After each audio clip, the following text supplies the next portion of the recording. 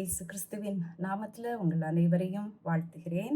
இன்றைக்கு நம்ம வெளிப்படுத்தின விசேஷத்தினுடைய 2வது அதிகாரத்தை நம்ம ஆரம்பிக்க போகிறோம். இந்த 2வது அதிகாரத்தில் 1லிருந்து 7 வசனங்கள் எபேசு திருச்சபை பற்றி சொன்ன காரியங்கள். கர்த்தராகிய இயேசு கிறிஸ்து எபேசு திருச்சபைக்கு கொடுத்த ஒரு மெசேஜ் இன்னைக்கு நம்ம பார்க்க போகிறது. எபேசு திருச்சபையை ஒரு கேர்லெஸ் சர்ச் அப்படிங்கிற ஒரு தலைப்பில் நாம் பார்க்க போகிறோம். The church of Ephesus, the careless church அப்படிங்கிற தலைப்பில் இன்றைக்கி நாம் பார்க்க போகிறோம். அதை படிக்கிறதுக்கு முன்பதாக நம்மை தேவனுடைய கருத்துக்களை ஒப்பு கொடுப்போம். கர்த்தராகிய இயேசு கிறிஸ்து தாமே இந்த வசனங்கள் மூலமாக நம்மோடு கூட பேசணும்னு சொல்லி ஒப்பு கொடுத்து ஜெபிப்போம். நல்ல ஆண்டவரே, இந்த அருமையான வேலைக்காக நன்றியோடு ஸ்தோத்திரிக்கிறேன். இந்த வேளையில் மறுபடியுமாய் உங்களுடைய வேத வசனங்களை தியானிக்க முடியாத கிருபையை கொடுத்திருக்கிறீர். ஆண்டவரே, இதை பார்த்துட்டு இருக்கிற ஒவ்வொருவரையும் உங்களுடைய கருத்தில் ஒப்பு கொடுக்கிறேன். உங்களுடைய ஆவியானவர் எங்களோடு பேச வேண்டுமாறு ஜெபிக்கிறேன். இயேசுவின் மூலமாய் ஜெபிக்கிறேன் பிதாவே, ஆமென். இப்போ இந்த 7 திருச்சபைகளுக்கு கொடுக்கப்பட்ட மெசேஜஸ் இந்த 2nd சாப்டர்லேருந்து ஆரம்பிக்குது. 7ங்கிறது ஒரு பரிபூர்ணமான நம்பர்னு நான் உங்களுக்கு முன்னாடியே சொல்லியிருக்கேன். அந்த பரிபூர்ணமான நம்பர் அப்படின்னு சொன்னால், பூரணமான நம்பர்னு சொன்னால் என்ன அர்த்தம்? இந்த 7 திருச்சபைகள்ங்கிற வார்த்தை என்ன அர்த்தம் கொடுக்குது? பரிபூர்ண திருச்சபையை பற்றி கொடுக்குது. ஓகே, அன்னையிலேருந்து இன்னைக்கு வரை, என்னைக்கு திருச்சபை நிறுவப்பட்டுச்சோ அன்னையிலிருந்து இன்னைக்கு வரைக்கும் உள்ள எல்லா திருச்சபைகளையும் குறித்த செய்தி தான் இந்த 7 திருச்சபைகள் மூலமாக கர்த்தர் கொடுத்துருக்கிறார். அதில் முதல்ல எபேசு திருச்சபை. ஏன் இந்த ஆர்டரில் வருது அப்படின்னு சொல்லி நம்ம யோசிச்சிருக்கலாம். நான் உங்களுக்கு முன்னமே சொன்னேன், இந்த ஆர்டரில் தான் நம்முடைய திருச்சபையினுடைய வரலாறும் பிரிக்கப்பட்டிருக்கு. 7 திருச்சபையின் காலத்தை கொண்டு தான் நம்முடைய திருச்சபையினுடைய வரலாறையும் நமக்கு திருச்சபையின் நம்முடைய முன்னோர் அதை பிரிக்கிறாங்க. ஓகே, ஸோ இந்த 7 திருச்சபையின் காலத்தை நம்ம படிக்க ஆரம்பிக்க போகிறோம். ஓகே, நிறைய பேருக்கு இது ஒரு ப்ராப்ளம் வித் திஸ் இன்டர்பிரிட்டேஷன். 7 திருச்சபையின் காலம் இந்த 7 திருச்சபையை கொண்டு 7 திருச்சபையின் காலம் பிரிக்கப்பட்டிருக்கிறது ஒரு சின்ன ப்ராப்ளம் இருக்குது. சிலர் இதை அக்செப்ட் பண்ணுவாங்க, சிலர் அக்செப்ட் பண்ண மாட்டாங்க. அதை பற்றி நம்ம கவலைப்பட வேண்டாம். ஓகே, நம்ம படிப்போம். அண்ட் டிஃப்ரெண்ட் ஒப்பீனியன்ஸ் இருக்கலாம். ஓகே, ஆனால் அதை நான் எதையுமே அப்ஜெக்ட் பண்ண விரும்பலை. சரியா? சரி, இப்போது எபேசு, ஏன் கர்த்தர் எபேசு பட்டணத்தை தெரிந்து கொண்டார்? எபேசுங்கிறது ஏன் முதல்ல வருது அப்படின்னு சொல்லிட்டு. ஓகே, அந்த எபேசு பட்டணம் ஆசியாவிலேயே ஒரு மிகப்பெரிய ஒரு மெட்ரோபாலிஸாக இருந்தது. ஓகே, மெட்ரோபாலிட்டன் சிட்டிஸ் அப்படின்னு சொல்கிறோம்ல இன்னைக்கு, அதே மாதிரி ஒரு மெட்ரோபாலிஸாக இருந்தது. ஆசியான்னு சொல்லும் பொழுது ரோமன் ப்ராவின்ஸ் ஆஃப் ஏஷியா, ரோமர்கள் ஆண்ட பகுதியில். ஓகே, ஆல்சோ சில ஸ்காலர்ஸ் என்ன சொல்கிறாங்கன்னு சொன்னால், அதையே முதல்ல தெரிந்து கொண்டாங்கன்னு சொன்னால், இந்த churches, why the 7 churches were chosenனா, they were on the postal route. Okay, இப்போ ஒரு சபைக்கு லெட்டர் கொடுக்கப்பட்டால் அது அங்கேருந்து இன்னொரு சபைக்கு போகிறதுக்கு வசதியான ரோடு இருந்த திருச்சபைகளுக்கு அது அனுப்பப்பட்டதாக சொல்கிறாங்க.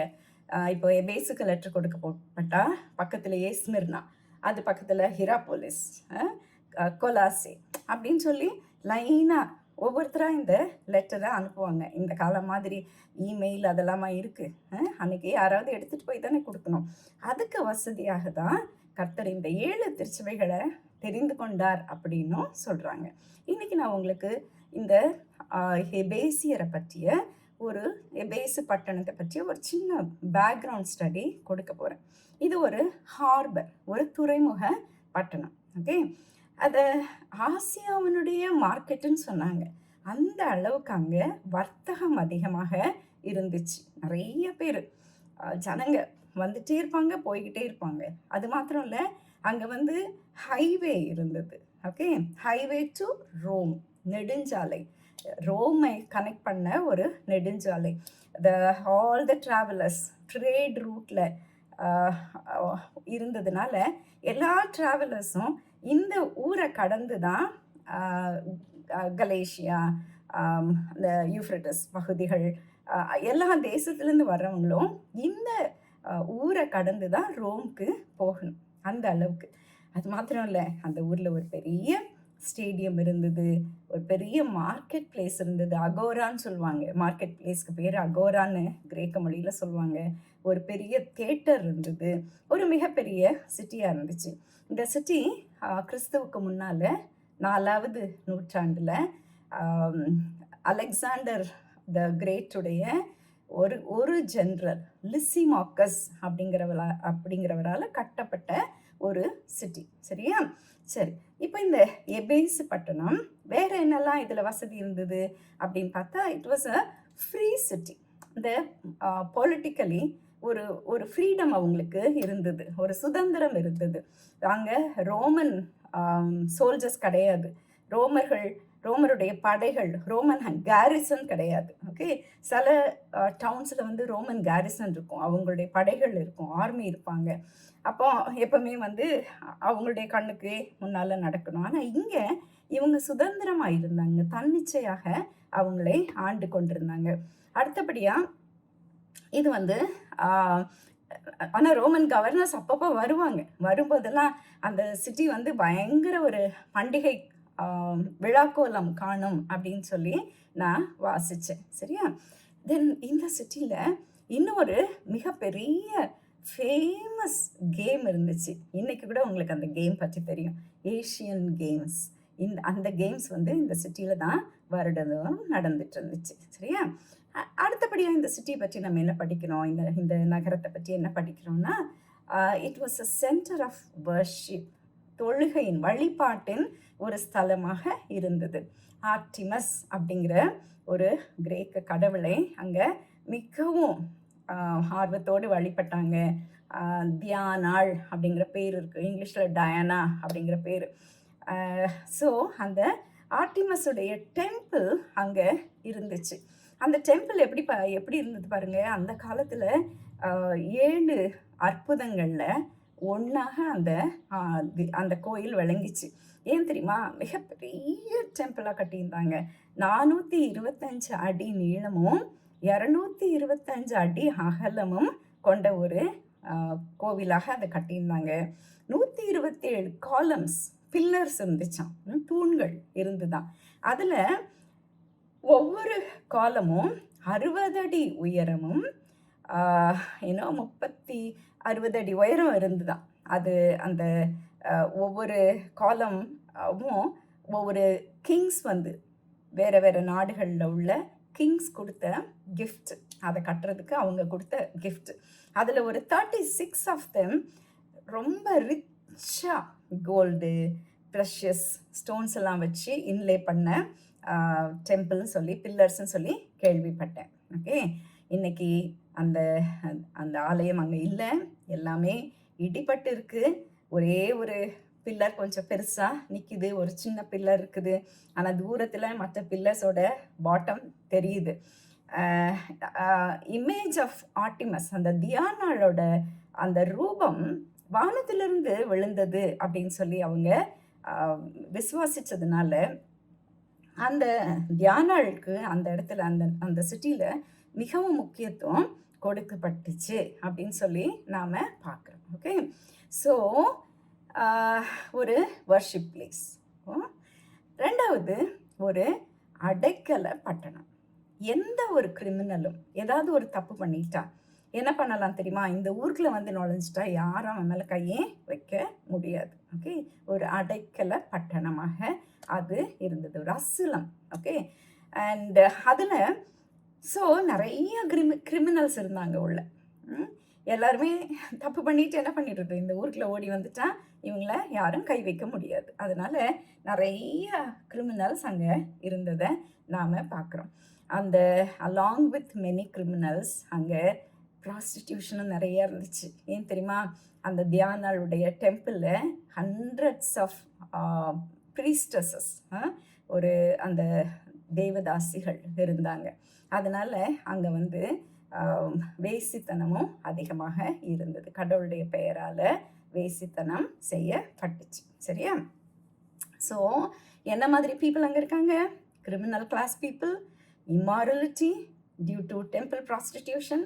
ஸோ இந்த எபேசு பட்டணம் ஒரு ஈவில் பிளேஸ் மாதிரி இருக்கிறத நாம் பார்க்குறோம். அப்படிப்பட்ட ஒரு நகரத்தில் பவுல் வந்த பொழுது சுவிசேஷங்கிற விதை விதைக்கப்பட்டுச்சு. அந்த விதை பல மடங்கு பலனளிக்க ஆரம்பிச்சது. And Christianity had some of its triumphs அந்த சிட்டியில். பால் அந்த ஊரில் நிறைய வருஷங்கள் ஸ்டே பண்ணார். மற்ற எல்லா ஊரையும் விட மற்ற எல்லா ஊருங்களையும் ஒன்று அவங்க விரட்டிடுவாங்க, அவர் ஒரு ஷார்ட் ஸ்டே பண்ணுவார், போயிடுவார். ஆனால் இங்கே அவருக்கு அப்போசிஷன் இருந்துச்சு. உங்களுக்கு ஞாபகம் இருக்கா? தியானாளோட சிலையை செஞ்சு வித்துட்டு இருந்தவங்க பவுலுடைய வருகையினால் பிஸ்னஸ் இல்லாமல் போன உடனே அப்போஸ் பண்ணாங்க. ஆனாலும் கூட 3 வருட காலம் அவர் அங்கே இருந்து ஊழியம் செய்ததாக நாம் கேள்விப்படுகிறோம். அது மாத்திரம் இல்லை, இயேசு சாமியுடைய செய்தியானது, இயேசுவை கிறிஸ்துவை குறித்த செய்தியானது அந்த அந்த புற மத வழிபாட்டை தலைகீழாக புரட்டி போட ஆரம்பித்தது. அநேக எபேசியர் கிறிஸ்துவுக்குள்ள வர ஆரம்பித்தாங்க. அநேக யூதர்கள் பரிசுத்த ஆவியானவரால் தொடப்பட்டு கிறிஸ்துவுக்குள்ள வர ஆரம்பித்தாங்க. அண்ட் வேற யாரெல்லாம் அங்கே இருந்தா அப்படின்னு சொல்லி பார்த்தா தீமோத்தேயு அங்கே இருந்தார். 1 தீமோத்தேயு 1வது அதிகாரம் 3வது வசனத்தில் பவுல் நான் உன்னை எபேசு பட்டணத்தில் இருக்க வேண்டி கொண்டபடியே செய்வாயாக அப்படின்னு சொல்கிறத நம்ம பார்க்குறோம். அப்போது நம்ம தீமோத்தேயு அங்கே இருக்கிறத நம்ம பார்க்குறோம். அப்புறம் வேறு யார் இருந்தா? நம்ம அக்வில்லா, பிரிஸ்சில்லா கேள்விப்பட்டிருப்பீங்கல்ல, அப்பல்லோவை பற்றி படிச்சிருப்பீங்க இல்லையா? அப்போஸ்தலர் 18வது அதிகாரத்தில் அப்பல்லோ ஒரு நல்ல ஒரு என்தூசியாஸ்டிக் ஜூ, ஏசாமியை பற்றி கேள்விப்பட்டிருந்தான். ஆனால் அவனுங்க நிறைய சுவிசேஷம் தெரியல. அவன் ஜெப ஆலயத்தில் தைரியமாக பேச தொடங்கின போது அவனை கேட்டுக்கிட்டே இருந்த அக்கில்லாவும் பிரிஸ்கில்லாவும் அவனை தனியாக கூட்டிகிட்டு போய் அவனை சேர்த்து கொண்டு தேவனுடைய மார்க்கத்தை அதிக திட்டவட்டமாய் அவனுக்கு விவரித்து காண்பித்தார்கள் அப்படின்னு சொல்லி நம்ம அப்போஸ்தலரில் படிக்கிறோம். அப்போது அப்பெல்லாம் அங்கே இருந்தார். அக்கில்லா இருந்தாப்புல, பிரிஸ்கில்லாள் இருந்தாப்புல. பின்னால் அந்த எபேசு பட்டணம்னு சொல்லி யோசிக்கும் பொழுதே ஒரு லீடிங் ஃபிகர் யாருன்னு கேட்டால் நம்முடைய ஜான் தான். ஜான் எபேசுவில் வாழ்ந்தார். யோவான் மாத்திரமா வாழ்ந்தார்?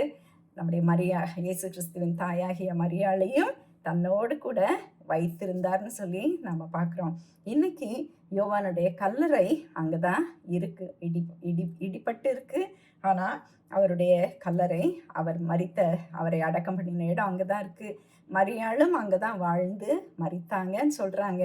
ஆனால் ஐ திங்க் அவங்களுடைய பாடியை எருசலேமுக்கு எடுத்துட்டு போயிருக்கிறாங்க. யோவானோடு வாழ்ந்துட்டு இருந்தது இயேசுவின் தாயாகிய மரியாள். இன்னைக்கு அந்த எபேசு பட்டணம் ரூயின்ஸ் தான் பார்க்க முடியுது. ஓகே, கர்த்தருடைய பெரிய கிருபையினால ஒரு 5 monthsக்கு முன்னாடி தான் இந்த 7 சபைகள் இருந்த ஊர்களை போய் நான் பார்க்கறதுக்கு கர்த்தர் எனக்கு உதவி செய்தார். எபேசுலேருந்து ஸ்மிர்னாலேருந்து எல்லா சிட்டிஸையும் கண்கூடாக பார்க்க எனக்கு கர்த்தர் உதவி செய்ததுனால எல்லாவற்றையும் ஃப்ரெஷ்ஷாக மைண்டில் வச்சுட்டு இன்றைக்கி உங்களோட கூட நான் பேசிகிட்ருக்கிறேன். இன்றைக்கி அது ஒரு ஹார்பர்லெஸ் பீச்சாக இருக்குது. ஒரு ஹார்பர் இல்லை, அங்கே துறைமுகம் இல்லை, வெறும் ஒரு சாண்டி பீச் மாதிரி அது ஆயிடுச்சு. அண்ட் ஒரு ரூயின்ஸை தான் பார்க்க முடியும். பெரிய ஸ்டேடியம் அண்ட் பெரிய தியேட்டர் எல்லாம் இருக்குது. எல்லாமே ரூயின்ஸில் இருக்கிறத பார்க்க முடியாது. அந்த ரூயின்ஸை பார்க்கும் பொழுதே it was a great city அப்படிங்கிற ஒரு எண்ணம் நமக்கு வருது. அவ்வளோ ரூயின்ஸ், அவ்வளோ கட்டடங்கள் இடிபட்டு போயிருக்கு. இப்போது இந்த சபைக்கு கர்த்தராகிய இயேசு கிறிஸ்து என்ன மெசேஜ் கொடுக்குறாரு அப்படின்னு நம்ம பார்க்க போகிறோம். 1லேருந்து 3 வசனங்கள். முதல்ல கர்த்தராகிய இயேசு கிறிஸ்து இந்த சபையை பற்றி பேசும் பொழுது எவ்வளவு அப்ரிஷியேட் பண்ணுறாரு பாருங்க. Full of appreciation.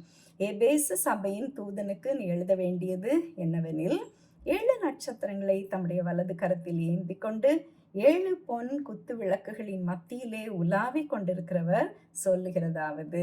2வது அதிகாரம் 1வது வசனம். எபேசு சபையின் தூதனுக்கு அப்படின்னு சொன்னா யாரு? அந்த 7 நட்சத்திரங்கள் 7 சபையின் தூதர்களாம் அப்படின்னு நம்ம முன்னாலே பார்த்துருக்கோம், அப்படித்தானே? அப்போ எபேசு சபையின் தூதனுக்கு அப்படின்னா என்ன அர்த்தம்? இயேசு சுவாமி he walks in the midst of the lampstand. குத்து விளக்குகளின் மத்தியில், திருச்சபைகளின் மத்தியில் நடக்கிறாரு. அண்ட் அவருடைய வலது கரத்தில் 7 திருச்சபைகளின் தூதர்களை ஏந்திட்டு இருக்கிறாரு. அப்போது கிறிஸ்துவானவர் அது எந்த திருச்சபையாகவும் இருக்கட்டும், சகோதரியே, நீங்கள் எந்த திருச்சபைக்கு போனாலும் சரி, கர்த்தராகிய இயேசு கிறிஸ்து உங்கள் திருச்சபையின் மத்தியில் நடந்துட்டுருக்கார். உங்களுடைய ஊழியக்காரரை தம்முடைய கரத்தில் ஏந்தி இருக்கிறாருங்கிறத ஒரு நாளும் மறந்து போயிடாதீங்க. இப்போ எபேசு சபையின் தூதனுக்கு இந்த மெசேஜை கொடுக்குறாரு. சரியா? அவங்கள பயங்கரமாக அப்ரிஷியேட் பண்ணுறாரு. He praises the toil, he praises the steadfast endurance.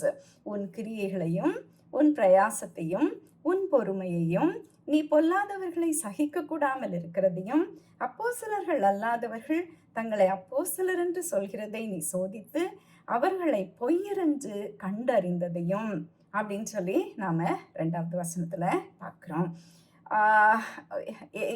எதெல்லாம் ப்ரைஸ் பண்ணுறாரு பாருங்க. ஒரு 5 அப்ரிசியேஷன் ஃபார் த சர்ச்.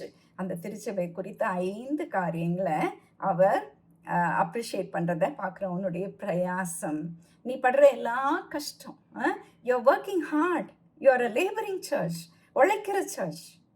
நீங்கள் அமைதியாகவே இல்லை, ஏதாவது ஒன்று கிறிஸ்துவுக்காக பண்ணிகிட்டே இருக்கீங்க, ஓடிக்கிட்டே இருக்கீங்க அப்படின்னு சொல்லி அவங்களுடைய பிரயாசத்தை கர்த்தர் அப்ரிஷியேட் பண்ணுறாரு. அப்புறம் என்ன சொல்கிறாரு? உன்னுடைய பொறுமையையும், ஸ்டெட்ஃபாஸ்ட் இன் சர்விங், தேவனுக்கு ஊழியம் செய்கிறதுல எவ்வளவு ஒரு பொறுமை இருக்குது பாருங்க. அவங்களுக்கு எதுலேயுமே அவசரம் இல்லை, பொறுமை இல்லா தன்மை இல்லை.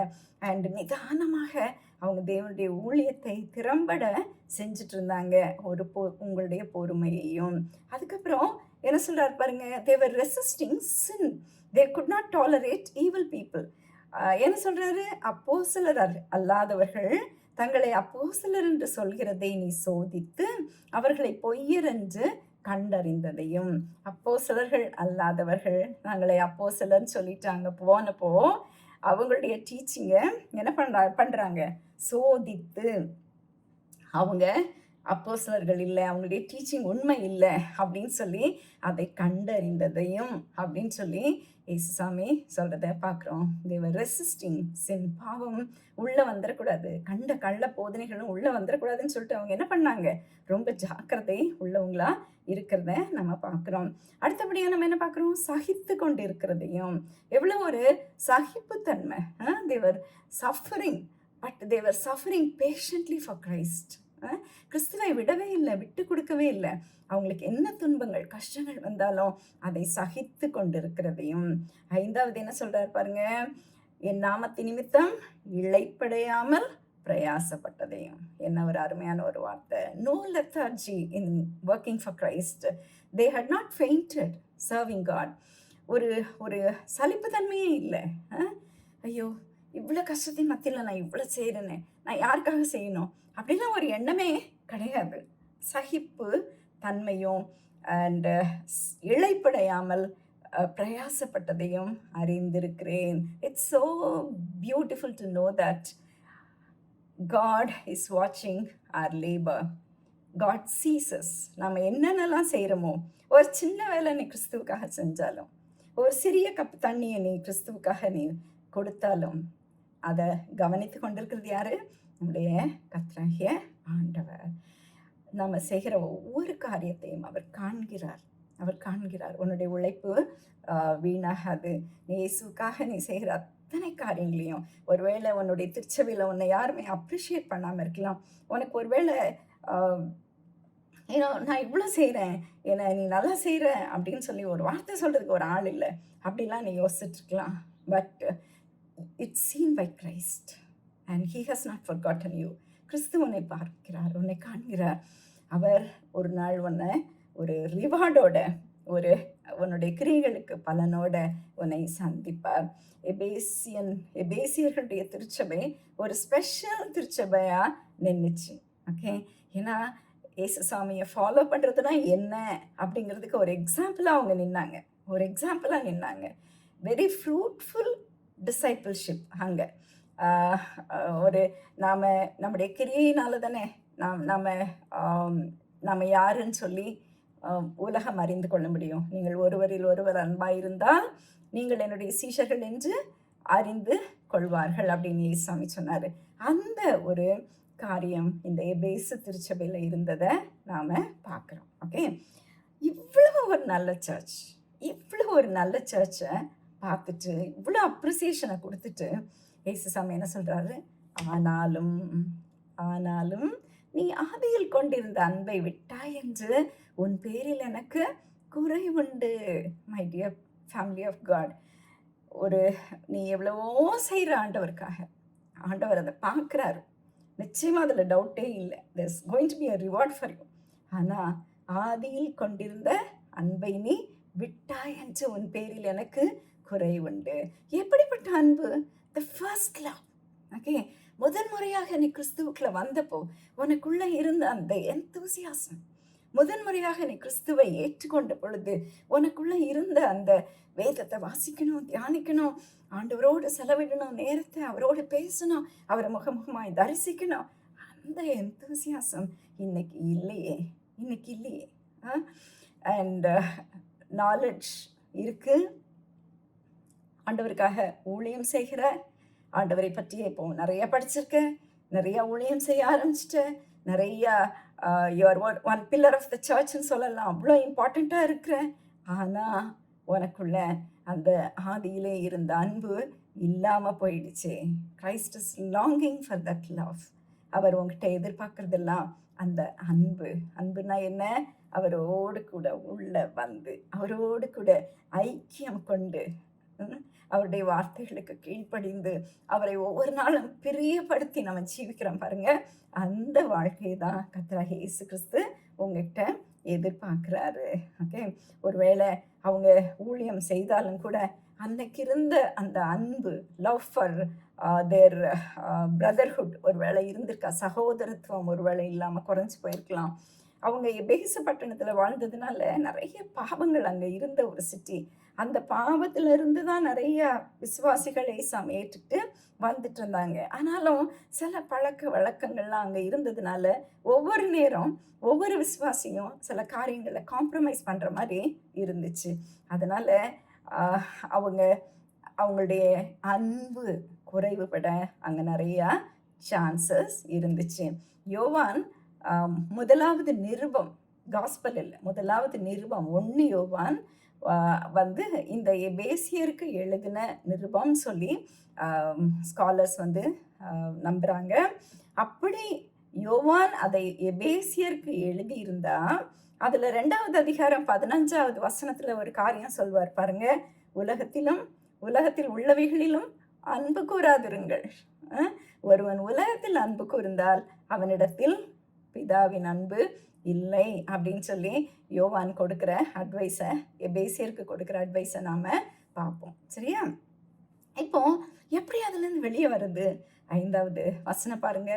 ஆகையால் உங்ககிட்ட அந்த ஃபர்ஸ்ட் லவ் இல்லை, ஆதியிலே கொண்டிருந்த அன்பு உங்ககிட்ட இல்லை. ஆகையால் நீ இன்ன நிலைமையிலிருந்து விழுந்தாய் என்பதை நினைத்து மனம் திரும்பி ஆதியில் செய்த கிரியைகளை செய்வாயாக. 3 காரியத்தை ஆண்டவர் சொல்றாரு.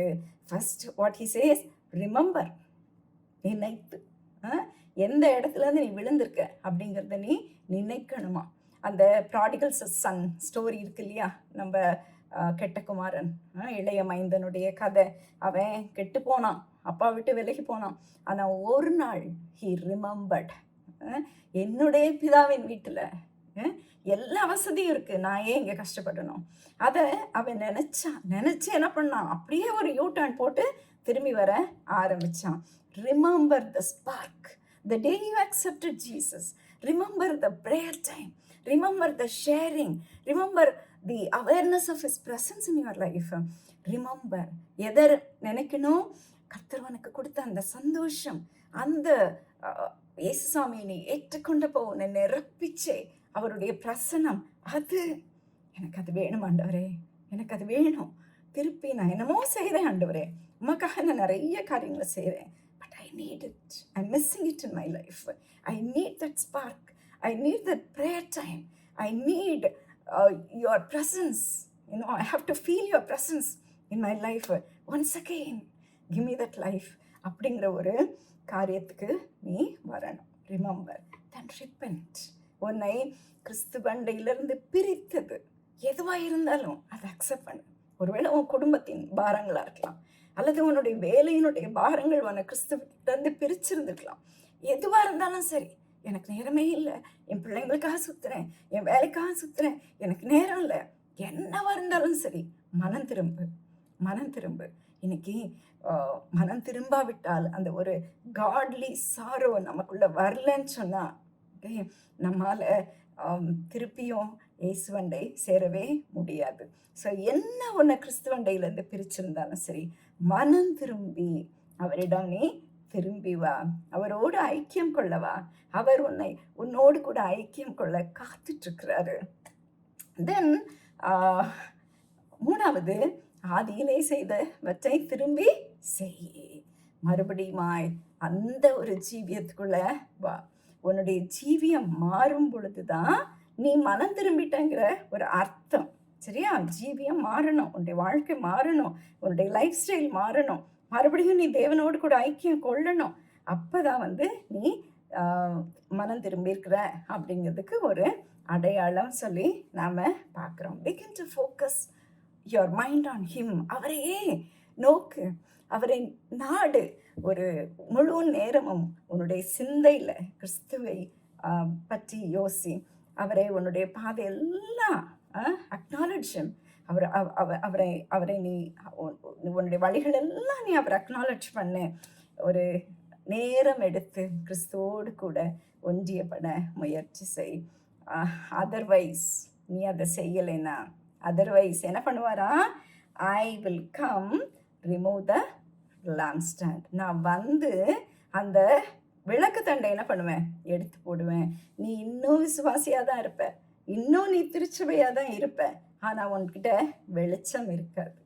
வெளிச்சம் இல்லாத ஒரு விளக்காக நீ இருப்ப. வெளிச்சம் இல்லாத ஒரு விளக்காக நீ மாறிடுவ. ஓகே, ஏசுசாமி உங்ககிட்ட இருக்கிற அந்த சாட்சிங்கிற வெளிச்சத்தை தூக்கிடுவார். ஓகே, உன்னால் நீ நிறைய காரியம் சொல்கிற வேலையெல்லாம் செய்வேன், இங்கே ஓடுவேன், அங்கே ஓடுவேன், பெஞ்சை தூக்குவேன், டேபிளை தூக்குவேன், நீ எல்லா வேலையும் செய்வேன் கோயிலில். ஆனால் அந்த சாட்சி, அந்த ஒளி வீசும் சாட்சி, அது உன்னிடம் இல்லாமல் போயிடும்னு சொல்லி நாம் பார்க்குறோம். ஒரு டல், ஒரு mechanical, lack of God's presence, இந்த வார்த்தைகள்லாம் உனக்கு தான் பொருந்தும். அப்படிப்பட்ட ஒரு நிலைமைக்கு நீ தள்ளப்படுவேன்னு சொல்லி நாம் பார்க்குறோம். அதுக்கப்புறம் 6வது வசனத்தில், நான் வெறுக்கிற நிக்கலாய் மதஸ்தரின் கிரியைகளை நீயும் வெறுக்கிறாய், இது உன்னிடத்தில் உண்டு. கர்த்தர் மறுபடியும் அந்த சர்ச்சை அப்ரிஷியேட் பண்ணுறாரு. எதுக்கு பண்ணுறாரு? நீ you are very good in doctrine, very sound டாக்டரின் உங்கள்கிட்ட இருக்குது. நீ எதை விசுவாசிக்கணும், எதை விசுவாசிக்கக்கூடாதுன்னு கள்ள போதனைகள் உங்ககிட்ட வந்தாலும் நீ அதை ஏற்றுக்கொள்கிற மாதிரி இல்லை. ஓகே, அண்ட் இந்த நிக்கலஸ் அப்படிங்கிறவன் ஒரு டிசைப்பிளாக தான் இருந்தான், நம்முடைய அப்போஸ்தலர்களால் தெரிந்து கொள்ளப்பட்டவன் தான். ஆனால் அவனுடைய டீச்சிங் தப்பாக போயிடுச்சு. ஓகே, என்னென்ன டீச்சிங் கொடுத்தான் தெரியுமா?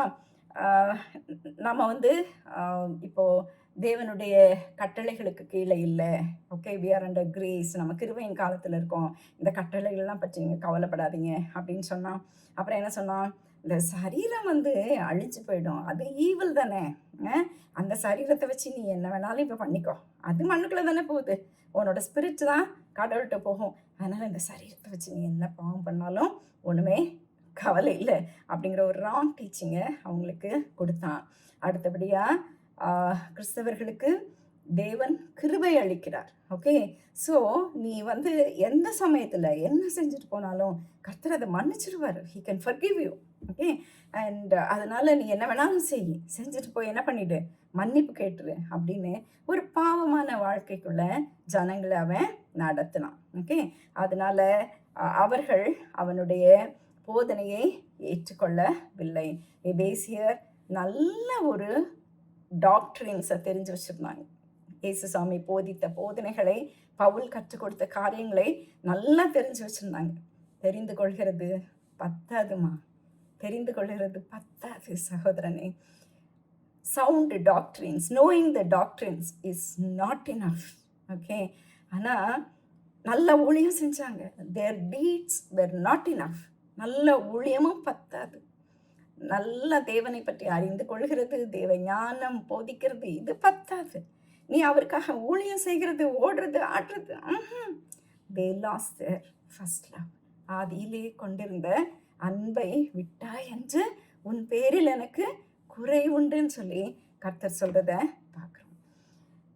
அப்புறம் ஜெயம் கொள்கிறவர்களுக்கு என்ன ரிவார்ட் கொடுக்குறாராம் பாருங்க, the great reward and promise. என்ன சொல்றாரு?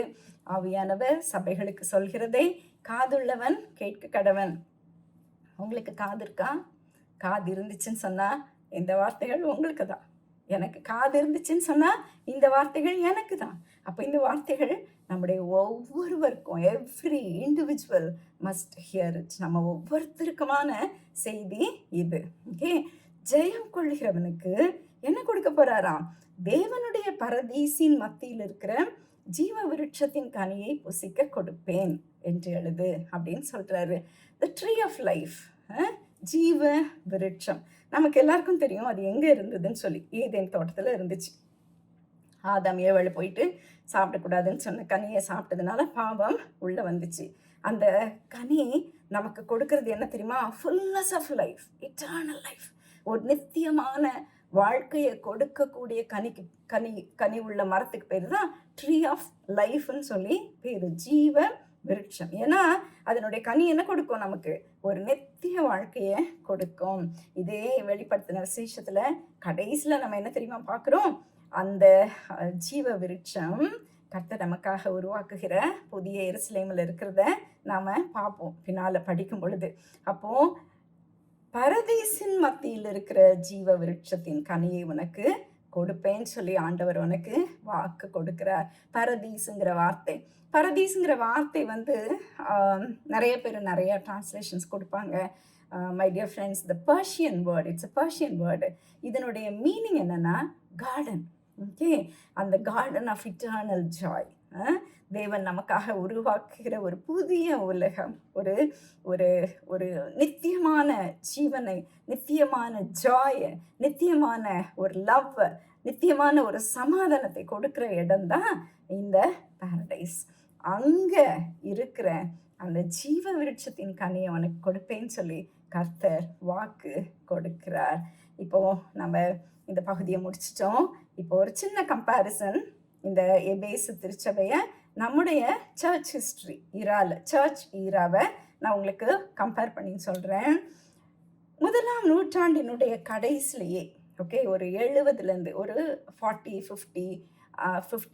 50s அதில் தான் வந்து பவுல் நிறையா 3 மிஷனரி ஜர்னி, எல்லா டிசைபிள்ஸும் எல்லா பக்கமும் போயிட்டு சுவிசேஷத்தை பரவுனாங்க, திருச்சபைகள் நிறுவப்பட்டுச்சு. ஆனால் ஒரு 70 தாண்டும் பொழுதே கள்ள போதனைகள் உள்ள வந்துருச்சு. ஓகே, ஒரு leaven of false doctrine, you can say, ஒரு புளிப்பு மாதிரி. அந்த கள்ள போதனைகள் ஒரு புளிப்பு மாதிரி, எல்லாத்தையும் புளிக்க வச்சிடும். பார்த்தீங்களா, மாவு ஃபுல்லாக புளிக்க வச்சிடும்ல, ஒரு புத்துணூண்டு புளிப்பு, அந்த மாதிரி உள்ள அந்த புளிப்பு நுழைய ஆரம்பிச்சுது. இது 70வது வருஷம், கிறிஸ்துவுக்கு பின்னால 70வது வருஷத்துலேருந்து 170வது வருஷம் வரைக்கும் இதை எபேசிய திருச்சபையின் காலம் அப்படின்னு சொல்லி நம்முடைய திருச்சபை என்னுடைய சரித்திரத்தில் குறிக்கப்பட்டிருக்கு. ஏன் இன்னைக்கு இல்லையா கள்ள போதனைகள்? ஏன் அந்த ஒரு பீரியடை மாத்திரம் சொல்கிறாங்க அப்படின்னா, அப்போதான் முதலாக இந்த கள்ள போதனைகள் திருச்சபைக்குள்ளே நுழைந்து ஜனங்களை பாவத்துக்குள்ளாக மாற்றின. கிறிஸ்துவை விட்டு ஜனங்களை மனமாற செய்து உலகத்தோடு காம்ப்ரமைஸ் பண்ண தூண்டிய இந்த கள்ள போதகங்கள் வந்தது. முதல்ல நுழைஞ்சது இந்த பீரியடு தான். ஆதியிலே கொண்டிருந்த அன்பை விட்டாய் என்று உன் பேரில் எனக்கு குறை உண்டு. இன்னைக்கு நீ எவ்வளவோ ஊழியத்தை செய்கிற, ஆண்டவரை பற்றி நல்லா அறிஞ்சிருக்கிற, ஒரு நல்ல நாலேஜ் இருக்கு, ஊழியம் செய்கிற, ஆனாலும் ஆண்டவர் சொல்கிறாரு, உன் பேரில் எனக்கு குறை உண்டு, மனம் திரும்பு, என்னிடத்துல வா, என்னோடு கூட ஐக்கியம் பண்ணு, என்னை நீ இன்னும் அதிகமாய் தரிசித்து வெளியே போய் எனக்காக கனி கொடுன்னு சொல்லி உங்கள் ஒவ்வொருவரையும் நோக்கி கர்த்தர் சொல்றார். கர்த்தர் தாமே இந்த வார்த்தைகளின் மூலமாக உங்கள் ஒவ்வொருவரையும் ஆசீர்வதிப்பாராக. ஆமென்.